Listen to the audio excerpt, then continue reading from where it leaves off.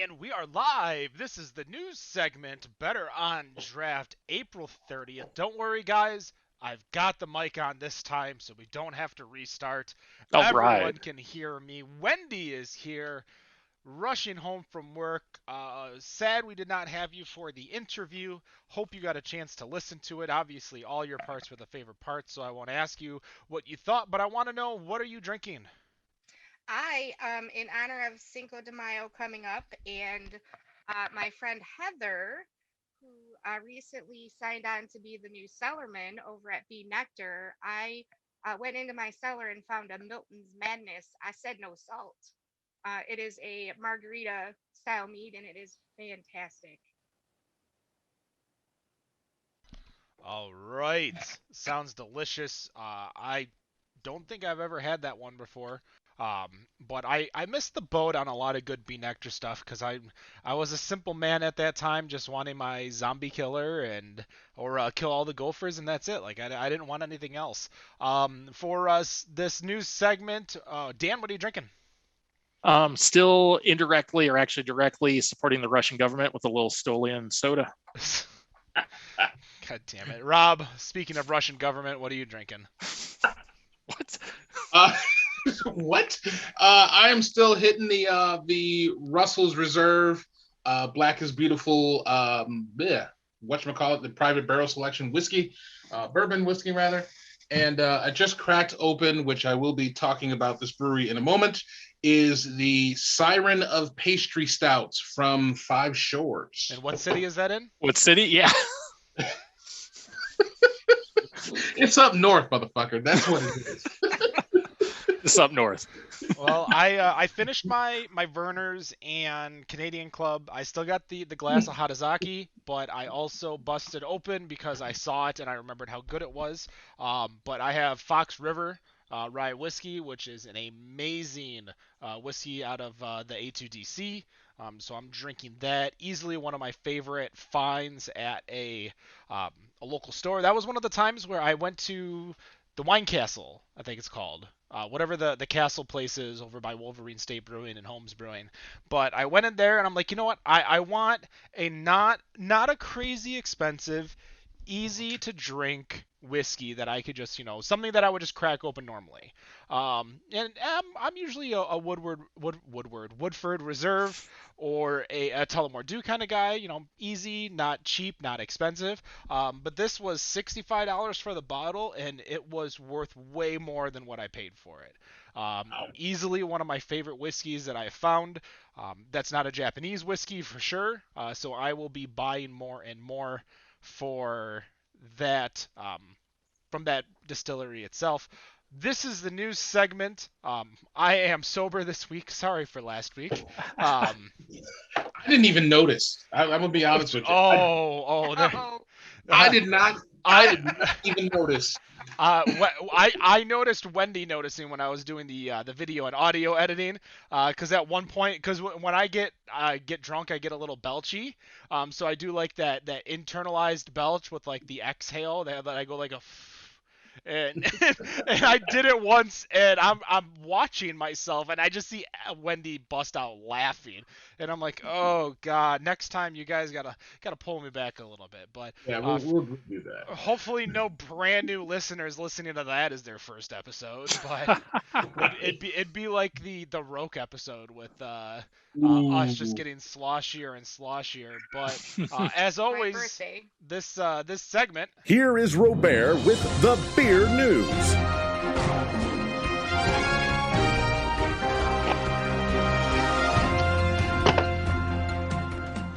I feel like you just don't know what to do with yourself, Rob. So you no, I don't. Everything. You play the music. I don't even hear the music. I'm just like, all right, 10 seconds, do something stupid. It's like when we interviewed Zane Lamprey a week ago, and he's thanking everyone while we're talking about him winning the Crushy or whatever. Crushy, yep. He's thanking all the imaginary people. Rob's just like, I don't know, I just gotta flex somehow. Yeah, exactly. That's what I gotta do. If you're listening to the audio version of this, though, you can listen and watch the video version if you go to youtube.com/better on draft or facebook.com/better on draft. All the videos are there for you. We're re-editing and re-uploading a lot of our old content as we continue to move forward, so definitely check that out. Rob, what's in the news? All right, I'm going to start local because last week a Michigan local brewery, Five Shores, located in a city that is up north, that I'm not going to screw up their city name again. They released a new beer, which is a West Coast IPA called Saldana. And obviously, releasing beers is not normally a big deal, but for Five Shores, this is their second release that they have done in efforts to support Black businesses. And kind of going off of our previous conversation with Aaron Jose in our previous episode, I wanted to highlight this one first. Now, somewhat in the same vein as the Black is Beautiful initiative, brewery owner Matt Demarest, awesome dude, Siren Stout, Bar Baker, and the man behind Kuma Brews himself, Kuma Ofori-Mensah, teamed up to make this beer, which basically sold out during the weekend of the release. I tried to get some this weekend. That was a bad idea. Baker, who came up with the initiative, was also part of the first release, which is what I'm drinking right now, the Siren of Pastry Stout, which was done with the 24th Cheesecakery, I believe, and throwing in sweet potato cheesecakes into a stout. And she had mentioned that one of the main drivers of creating this is due to the lack of the PPP or PPE loans that was reaching the Black-owned businesses. So Five Shores has kind of stepped up to start making these beers in an effort to assist in helping with these Black-owned businesses. And thinking back on the Black is Beautiful initiative, more movements are starting to kind of come into the fold. And obviously some of the movements that have started from there have continued on, and will be having more beers that will be coming out later this year. I really didn't have much of a question here. It was just really wanting to mention the support that Five Shores is giving, not only to the businesses, but from him to Ellie, their assistant brewer, and the team working with Kuma and Barb on making these beers to help invest in these businesses. So that I just really kind of wanted to give a shout out to them and just throw that out there. I don't know if anybody else has a comment for that. I believe when you invest in not just local communities but local businesses, that money circulates the economy a lot more. That's one thing, and I don't have any statistics or anything in front of me. It is a fact. I'm not going to tell you how much a dollar circulates within a local community because I just don't know those numbers. But that is an important part. And when you are able to do something like that, you're putting money into the community, and that community can then bring back stuff, people to you to then, continue a circle of economic gain for the area, for the community, and for the group. So, no, it's a great effort by them. Not many people are doing it on a consistent basis that aren't just massive releases. You had the wildfire beer release, and you have these different types. There's probably a hurricane or the frontline workers beer release, and then probably a hurricane. There was a beer release for a hurricane damage. So we have these one-offs, but to consistently do it, which we've seen with the community, with like Cultivate here in Ypsilanti, like there is a lot of working within the community as opposed to just selling beer, like doing more, and it's just nice to see, and it's a story we need in these times. And I think that's one thing that I really like about it is that it's just like you said, with the wildfires and the hurricanes, that there's those where it's just kind of a stop, a one-off and stop, and then it doesn't happen until the next hurricane or the next wildfire, because summer's coming. More than likely California's going to have another freaking wildfire. Colorado's had their wildfires, which actually there's a piece that I'm going to talk about with Colorado. But it's really nice to see that since the Black is Beautiful initiative, that breweries have not only done that beer, but has gone on to continue the effort in making other beers, or just championing or helping to champion other efforts within the community to, keep that initiative alive in some way, shape, or form. So I think that is always awesome. All right. Helps that it's good beer too. It does. Although, however, the next thing I'm going to talk about is championing an effort, but it's not a good beer, and it's not a good beer on purpose. Because while New Belgium is no longer considered craft beer by definition, they are certainly not walking away from their causes, having made a new beer called Torched Earth Ale. However, I think the full name is Fat Tire Torched Earth Ale. The label, which I need to look at again, but I believe the label is basically almost the same as it mimics the Fat Tire label. However, the bicycle is basically melting, and it's just like turning into a mess. But the beer's purpose is to show what beer will be like if we do nothing to address climate change. And it uses ingredients seen as being affordable and available in a climate ravaged future, basically something like smoke tainted water, climate proof dandelions, and drought resistant grains. Colorado based brewery notes that extreme weather events and constant drought could cause entire losses of crops, putting ingredients like hops and malt at serious risk.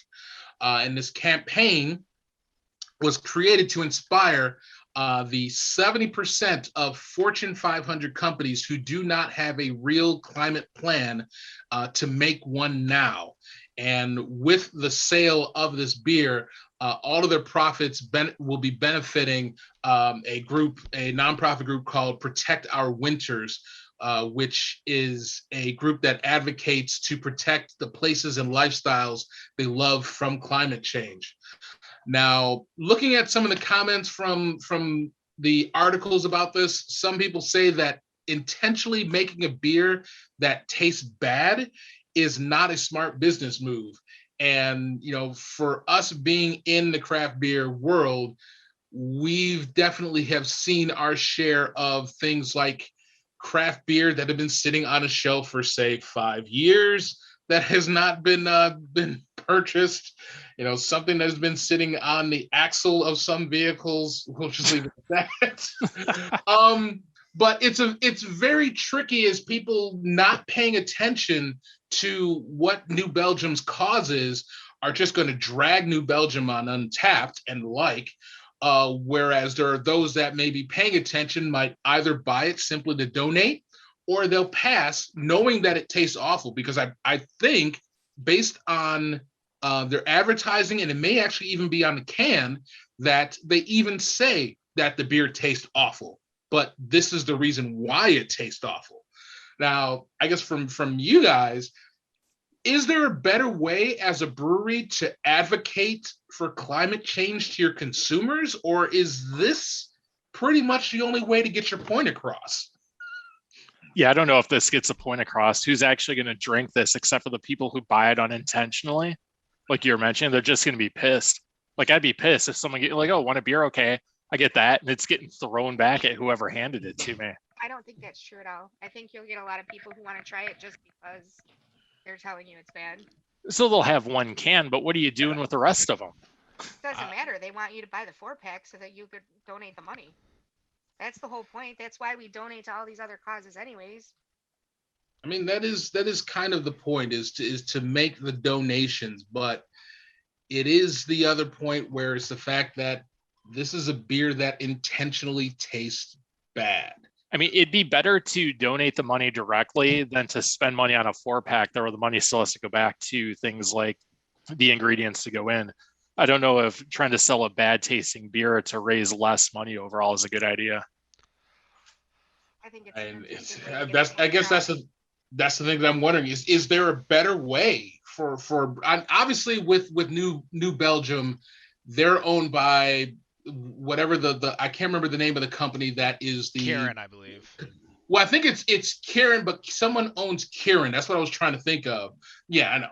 But being as big as a brewery, I guess within the umbrella that they're in, or other breweries, like other smaller breweries that that are like your Bells, your Perrin, your Cigar City, that are in your local areas that can do something like this. I mean, could they afford to make a beer that intentionally tastes bad for the purpose of bringing attention to climate change?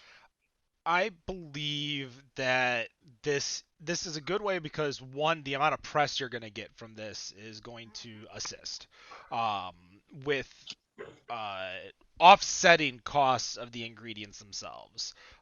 With that in mind, I think people not only will just buy this beer, they'll probably buy other Fat Tire beers. So it's a good decision on not Fat Tire, New Belgium beer. So I believe it's a good decision by New Belgium.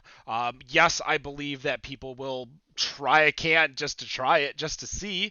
And to be honest, what if they make the worst rating on Untapped, like under Bud Light and Miller? They have another article that they would be like, we made the worst beer on Untapped.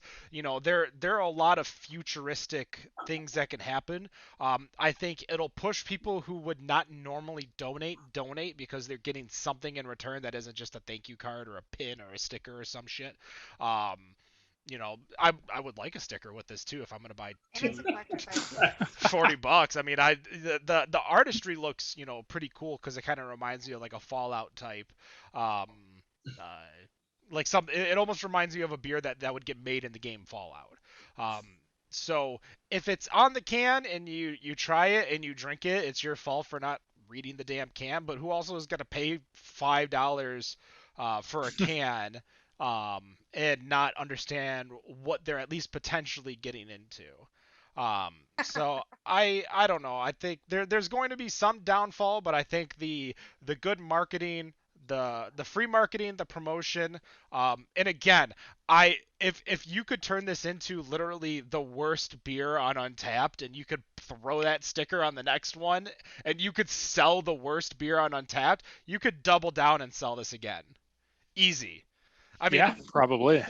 that's the business side. I mean, it could be an ultimate Yeah. failure, and I could be wrong, which usually is true. But again, here's your chance to do something memorable, and Right. they're gonna take it One and thing, donate it. if there's one thing that we've learned this year, it's the breweries that think outside the box a little bit that are thriving right now. Yeah, I would agree. I mean, there are quite a few of those. It's just I think it's very weird that thinking outside the box is making a beer that intentionally tastes bad. But again, it still goes back to the cause of why it and they have a purpose. It's not like someone is making a beer and they're putting it out there and all of a sudden it just turns into a shipwreck where it's not that great of a beer, and it was what was on purpose because that was what the beer was that they were making. I've got an amazing idea. And New Belgium, you can take this to the bank. You know how they do the jelly beans where half the box tastes like rancid trash and the other half tastes like normal jelly beans? You do like a line of flight of Fat Tire and Torched Earth Fat Tire, and you do like a 3 ounce slam of one or the other, and you might get dandelion beer, or you might get amazing Oh, amber. Like the ideas are endless now. I feel like I need to go call up New Belgium and be like, I feel like you need a new head of marketing. I'm your guy. Uh, sure, I don't have any degrees in marketing, and my style on Canva is MS Paint. Um, but I I would got like you. to say too that I believe that the term climate proof dandelions is kind of redundant because I'm pretty sure the ones in my yard are already climate proof. That's what lawnmowers are for. exactly. Yeah, we still got time. Let's get another. And unless you guys have more on this topic, let's get another news article in. All right. So I got one. This was actually kind of more of an opinion thing that I saw because I was kind of going through Facebook and I saw there was a post today from what I like to call the brewery that Die Hard 2 built. which is out in Alpena, Michigan, otherwise known as Austin Brothers Brewing.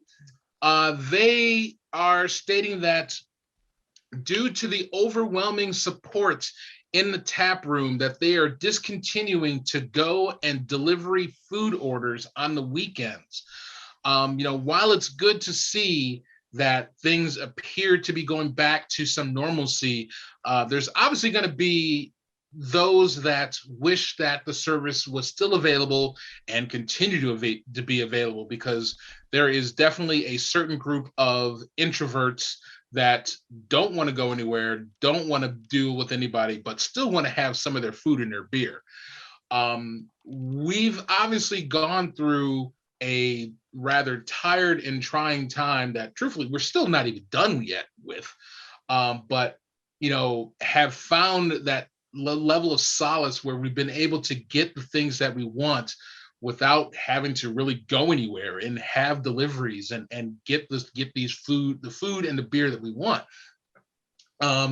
Where we've eventually going to be out of this at some point, but that also means that we're going to get to some point where a lot of the places that do delivery might just flat out stop. And if there's any that are shipping beers or things like that, obviously there's not a lot of shipping that happens in Michigan, but it does happen in other states, that some shipping may be gone. But there might actually be a point where, who knows, there might be some of the laws that have been changed because of COVID that might get repealed. So I'm curious to all three of you, and I'm going to start with Wendy on this one. Let's just basically say that COVID didn't happen, but even with that, all of the things that have changed because of it, what's the one change, whether it's been from a specific business or a law, that you would want to keep permanently? I love the fact that even if it's only once a month, I can get beer from the west side of the state. And right now it's only 2 or 3 breweries over there, but I don't have to make the drive all the way over there. I can place an order and they'll send it right to me. It's really inexpensive too. It's like $5 a delivery, which is amazing depending on how much you order. Yeah. I can get beer delivered from the west side of the state, but I can't get it from Detroit. So I would love to see more beer delivery available. And so you can get it from Eastern Market. Eastern Market and Ferndale Project. I'm a mile and a half away from your delivery area. Please add Garden City. I got people. I'll talk to them about that. But beer delivery is my big thing. I do want to say that I think it's too early for them to just completely stop doing the to-go orders. People are still, there is still a pandemic going on. We do still have to be careful.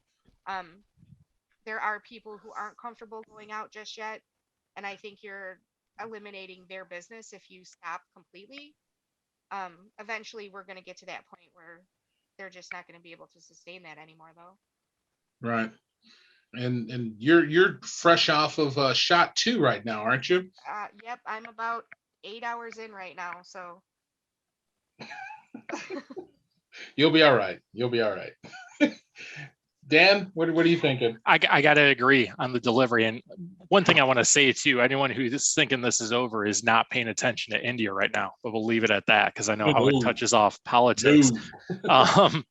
Anyways, yeah, the delivery, especially out here, almost every brewery was delivering when this started, up till the point that other bars got it shut down because they didn't like breweries who weren't able to deliver being able to do so all of a sudden. So I got to agree with that too. Being able to get beer delivered right to your house and not having to drive all over, anything like that, has been wonderful. And it's something that should be able to continue regardless of what's going on. Yeah, it would be nice. I think that the thing I kind of worry about is staff and paying for staff to do that. And I kind of worry if the breweries are going to have enough money to be able to pay somebody to do that, or pay for a service to do that. Because if, for example, with Eastern Market Brewing Company out here, they were doing it themselves, and then now they've switched over to Beer Me, which spelled BIERMI for Beer Michigan, obviously, that they started using their service now. So I kind of wonder with the switch that it's kind of making it a little bit easier financially for them to go through a company rather than pay more employees from their own money. Well, that's a good point. And Why can't you use a service like Drizzly to deliver from a brewery instead of just from liquor stores? It'd be great for something like that to expand, but it really does come down to state laws and what they allow. I was gonna say, you've been here, you've lived here before, you know what these laws are like. Yeah. Considering they pretty much kicked Tavor out of the house, so to speak, as of a couple months ago, that until the laws change and Tavor can come back, I'm not even sure if we'll ever see Drizzly. I don't know. So we'll see. Ken, go ahead. We saw in Wisconsin, I believe, one of the biggest issues. It kind of ties on what Dan said, is that a brewery. It was a problem for the Wisconsin Taverns Owners League, whatever, because breweries would sell their own beer out of their own brew house, and that was against the Tavern Association. The Tavern Association, because they can undercut their own prices, because they can just sell for whatever price they have at the house. They're not going to a second party distributor and then to a third party like the bar. So they have cheaper costs because there's no middleman. But the Wisconsin Taverns League wanted brewers to literally sell the beer to a distributor to then sell it back to make the playing field fair. We have a lot of those issues within the state because if you start having um, delivery and let's take COVID out of the picture because I think a lot of things, everyone was just more looking to survive than worry about what's going on with their competition. Breweries could easily there is enough business for beer deliveries to where you could either make a beer delivery service in the state of Michigan tied into it like Drizzly, where you can get more than just because I looked up the Beer Me website and there's a handful of breweries. It's not very much within the state itself, but I feel there's so much more that we can do and we can change within the laws of the state. And I hope that we can start working on that, this and next year, on top of what I can't think of her name, but the Water Livette representative that we had on the show, who was Water Liette. Sure, that's what I said. When we had her on the show and she was, getting the distribution change, she had that huge tie bar in the Michigan Senate of like 14 alcohol bills to address. And then you had the same representative over in Rochester Hills who we interviewed who was talking about drinking districts. And that's one thing that I would love for it to expand in the state of Michigan is drinking districts. There is one thing that we truly learned this winter is that if Michiganders want their beer or want to go out to a restaurant, they will still go out to a restaurant, even if they are outside in 10-degree weather. They don't care. I told you so. Our interview our interview with Aaron Jose earlier today, which is better on draft episode 256, he talked about coming in here when it was cold. I remember going to a handful of breweries in the middle of January when we were outside patio only, and people were chilling by the fire. Every brewery I went to had a minimum of 25 to 30 people there. And when we're talking small breweries too. I'm not talking anything huge like a Bell's. I'm talking small local breweries where people are like, "Fuck it, let's go drink," and they went and drank. So yeah, I think there's a lot of like I want the drinking district law to improve and I want it to stay because I think it's supposed to end next year or the end of 2023. There's a timeline on that law um, that it would have to get renewed. But you gave it to the point where it's based on the city, so the city can designate it themselves, so they can work with the like. There's no reason to not extend it. There's no reason to not make it last longer. But for me, I want to see an expansive use of delivery to get beer to people so that they don't have to rely on distribution or rely on finding someone to distribute for them or relying on someone to deliver for them. Um, there's definitely an opening for a new business to come out.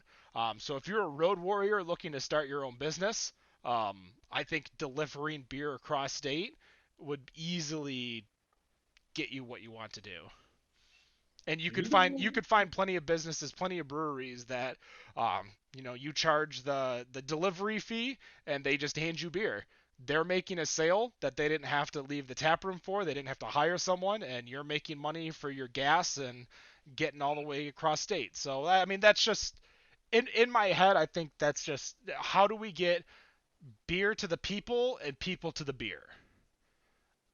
Yeah, and That's it's just like you said that's someone could definitely create an asset like that to go through all of these breweries to do things like that. I mean, even with Eastern Market and how they deliver to certain counties on certain days, a person could do something like that where it's just like, all right, order your beer from all of these different breweries in Grand Rapids. I'll make the pickup on Wednesday and come back and do the deliveries on Thursdays, and make that $5 delivery fee. Who knows, that adds up. You might just add up to the cost of getting a truck to rent and do all that stuff. So and the big issue there is when you talk about a middleman, there's probably laws that you're breaking with having that much beer in your car or being a distributor without a distributor's license, even though it's already sold, you're just delivering it. There's probably a bunch of bullshit that you got to get through, but I think this is where all of the Brewers Guild, all the alcohol guilds, like the Winemakers Guild, need to not only band together mentally, but band together monetarily and get some of this shit on the books. Because if it's not, you're going back to what it was in 2023, and it's gone. Like you're not going to be able to fight that fight again. Like you're going to need another pandemic, and fucking for the love of God, I do not need another pandemic. I don't know about you guys. Let's Dan, get through the Dan, you were first. there for the one in like 1918, weren't you? Yeah, and The apparently, Spanish yeah, flu. You yeah, were I there. was, I was. You're right. People were acting the same way back then too. It wasn't any fun. Spanish flu was a motherfucker. No, it was a It liberal is. That's hoax. Get it actually right. true. The parade in New York that helped bring things back out for the second round. Good Um, Lord. that is 30 minutes of the news, so I'm gonna cut it off. Um, I want to give a shout out for our. I don't know if you guys are metrics nerds and numbers nerds, but I'm a huge numbers nerd. So if you're not on Twitter, you should follow at Brewers Stats. That's Bart Watson of the Brewers Association. That's BREWERS STATS. So Brewers Stats. Follow him, and you'll be able to see a lot of the information about what the COVID-19 pandemic did to breweries, how they reacted, what their production numbers are. I know we're going to be getting our production numbers for the country here probably within the next month to see how things did, and we'll probably go over that and compare 2019 to 2020 to see what happened. But this is a great place for you to kind of look at numbers, look at graphs, look at maps if you are so inclined. That's going to do it for us. Better on Draft Podcast, the news segment, April 30th. You're listening to this sometime after May 2nd or May 3rd. So we will continue on with a King of the Hill. The King of the Hill is going to be beer trivia, which I realize I don't have next to me, so I got to grab it behind me. But I'm sure you guys are going to go get set up. So I'll give you a few minutes, but that's going to do it. Better on Draft News 4:30. No matter what you think of your beer, we think it's better on Draft. Have a good night. Peace. You're back. All right.